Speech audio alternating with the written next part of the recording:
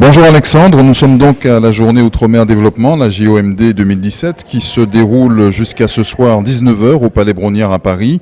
Encore plus d'exposants qu'il y a 2 ans pour ce rendez-vous désormais incontournable pour nos économies ultramarines et la diaspora. Cyril Comte, le président de la JOMD, est avec nous. Bonjour. Bonjour monsieur. Alors, mis à part le changement de lieu, qu'est-ce qui fait la singularité de cette JOMD 2017 ? La singularité de la JOMD, c'est d'abord qu'on sera plus nombreux.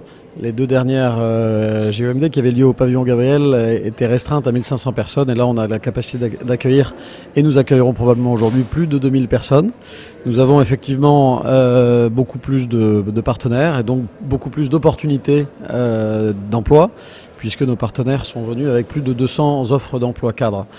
Et l'autre singularité que je souhaite souligner, c'est que nous allons remettre pour la première fois aujourd'hui le prix JOMD du livre d'histoire des Outre-mer qui a été désigné par un jury constitué et présidé par Frédéric Régent, le président du comité de mémoire de l'esclavage, et Marion Godefroy qui est historienne.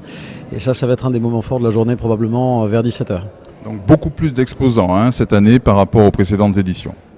Oui, beaucoup plus, en tout cas plus d'exposants et donc j'espère une meilleure expérience encore pour tous ceux qui vont venir.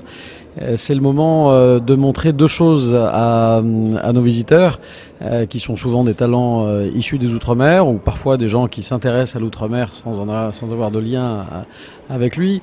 Mais ce qu'on recherche, c'est de montrer à un Outre-mer de l'excellence, qui le surprenne par son professionnalisme et par la qualité de l'accueil, et puis en même temps qu'il puisse vraiment vivre une expérience, avoir envie de rester le plus longtemps possible pendant la journée, parce que c'est ça qui permet de réseauter efficacement, c'est passer du temps, échanger des cartes, échanger des coordonnées, discuter.